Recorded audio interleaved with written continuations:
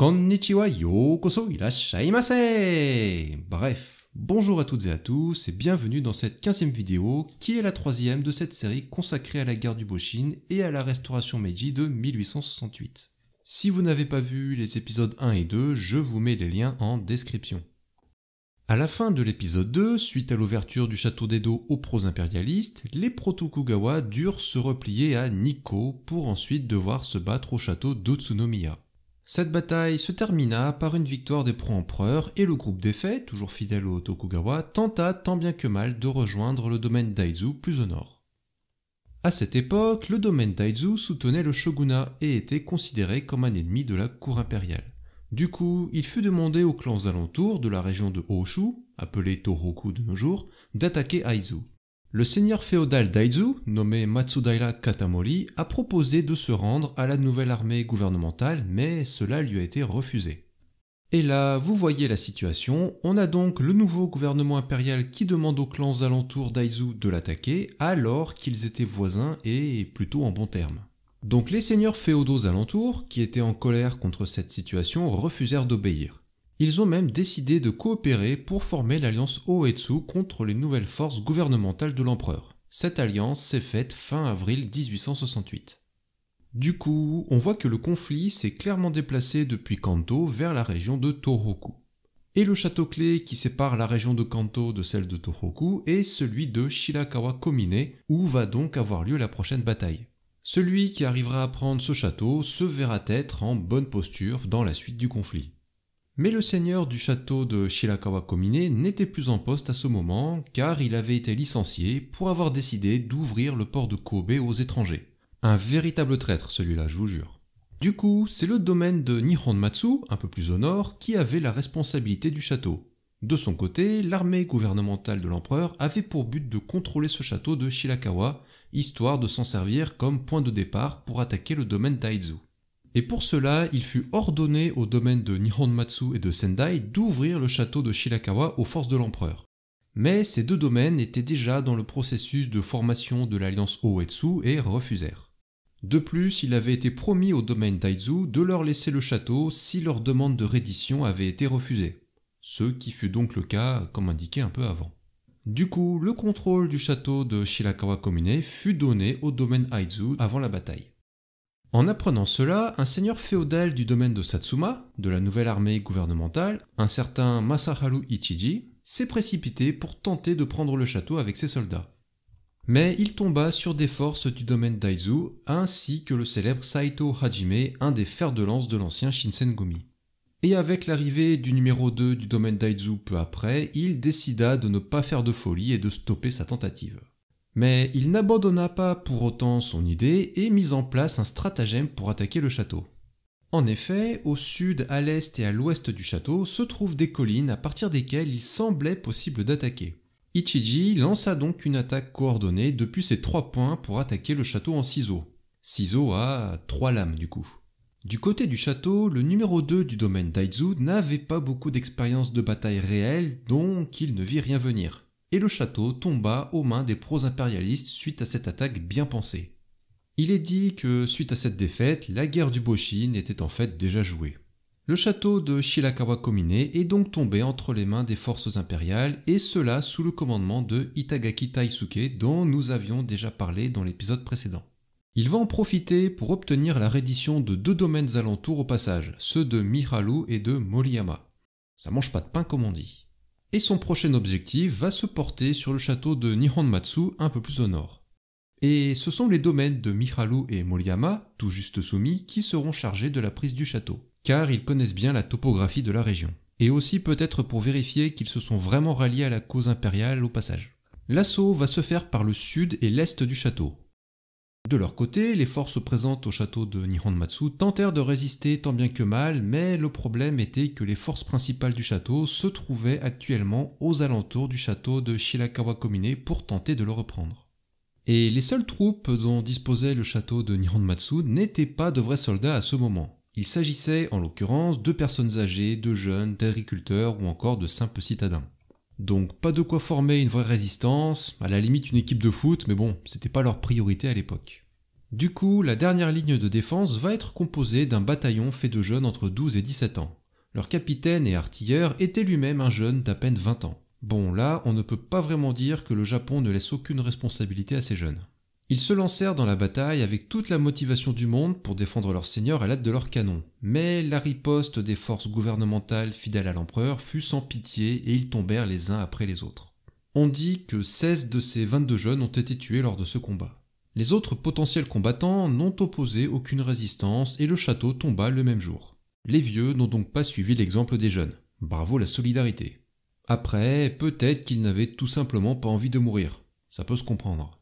Pour finir, un des derniers hauts placés du château décida d'y mettre le feu pour se suicider juste après. L'incendie a détruit la plupart des bâtiments du château au passage. Parlons donc de ces deux châteaux de Shirakawa-Komine et de Nihonmatsu. Le premier se trouve dans la préfecture de Fukushima. Il date de 1340 et les premiers vrais bâtiments apparurent en 1623, une fois donnés au clan Matsudaira Daizu au début de l'ère Edo, comme indiqué précédemment. Le clan Matsudaira l'a dirigé jusqu'à la guerre du Boshin où il tomba pendant la bataille d'Aizu au printemps-été 1868. La grande majorité du château a disparu pendant la bataille. Et en 1991, il a eu le droit à un tenchu de 3 étages reconstruit en bois, ce qui est assez rare pour être précisé. Une porte fut également reconstruite en 1994. Ces bâtiments reconstruits récemment, ainsi que certains murs du château, ont souffert lors du tristement célèbre séisme de Tohoku en mars 2011. Néanmoins, le site a été restauré entre-temps et il a l'air vraiment très intéressant. Et enfin, le château de Nihonmatsu se trouve également dans la préfecture de Fukushima. Il semble exister depuis 1341 et était construit à l'origine en haut d'une colline en tant que forteresse. Puis, il y fut construit des bâtiments en 1643 par le clan Niwa, mais au pied de cette colline, dont le sommet fut abandonné. Le château tomba donc lors de la bataille de la campagne d'Aizu pendant la guerre du Boshin et fut pris par les forces impérialistes en une petite journée. Et il est donc connu pour avoir utilisé de très jeunes hommes pour défendre le château, faute d'avoir une autre solution. À cette époque, la plupart des bâtiments du château ont été incendiés. Puis, en 1872, le château fut totalement démantelé et le site fut transformé en parc. Il est connu pour ses cerisiers en fleurs au printemps et il a eu droit à une porte reconstruite ainsi que quelques bâtiments en 1982, comme certains murs en pierre de la première et troisième enceinte. Nous sommes donc maintenant en août 1868 et comme tous les principaux châteaux aux alentours de celui d'Aizu Wakamatsu sont tombés, il est temps pour l'armée impériale de se diriger vers le dernier gros morceau fidèle au Tokugawa, donc au château d'Aizu Wakamatsu en l'occurrence, aussi appelé château de Tsuruga à l'époque.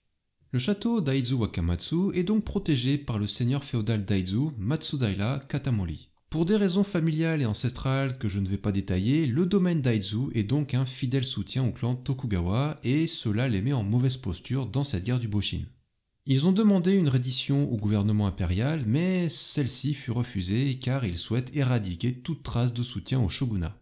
Les troupes impérialistes, dirigées par Itagaki Taisuke, se dirigent donc vers Aizu et c'est un ancien du Shinsengumi, le célèbre Saito Hajime, qui va lui faire face avec ses troupes à la passe de Bonari.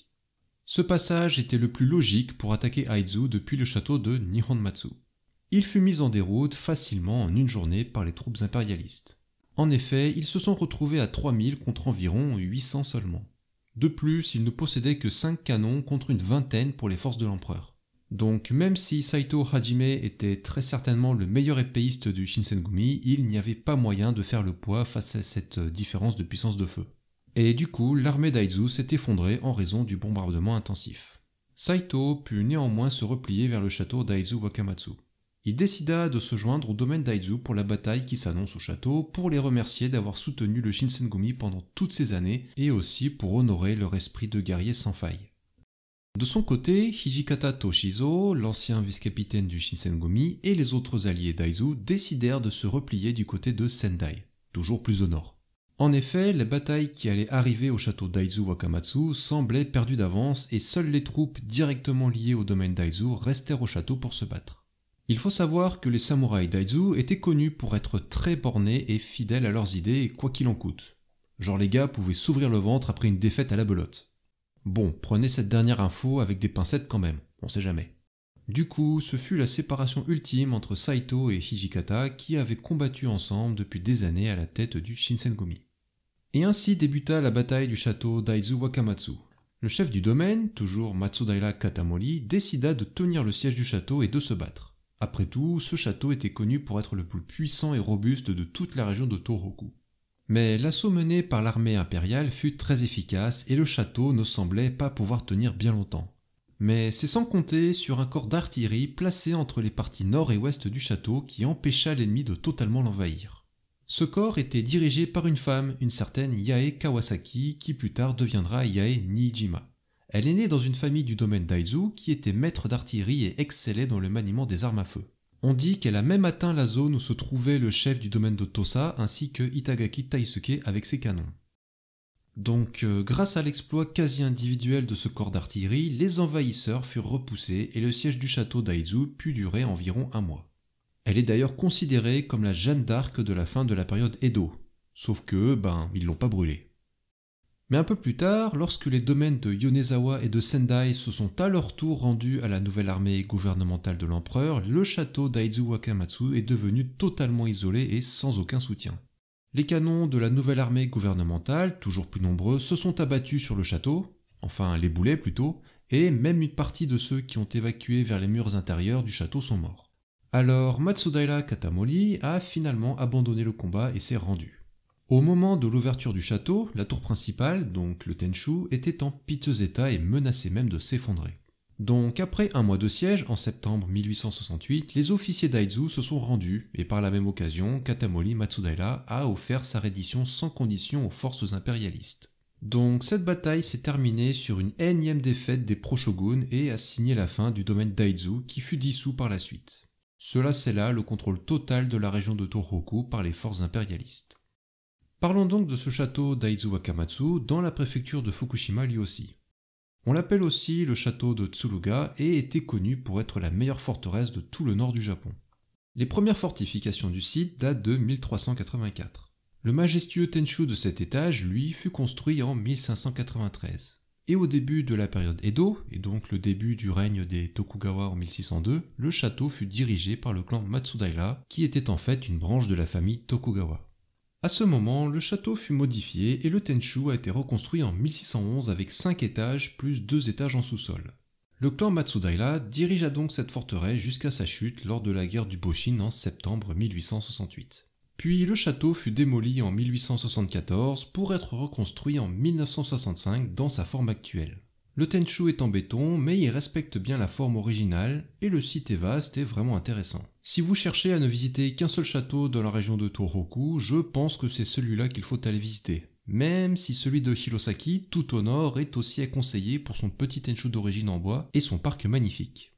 C'est la fin de ce 3e épisode qui s'arrête donc à la chute du château Daizu Wakamatsu et le repli des pro-shoguns vers Sendai. J'espère qu'il vous aura plu et un grand merci à celles et ceux qui sont arrivés jusqu'ici.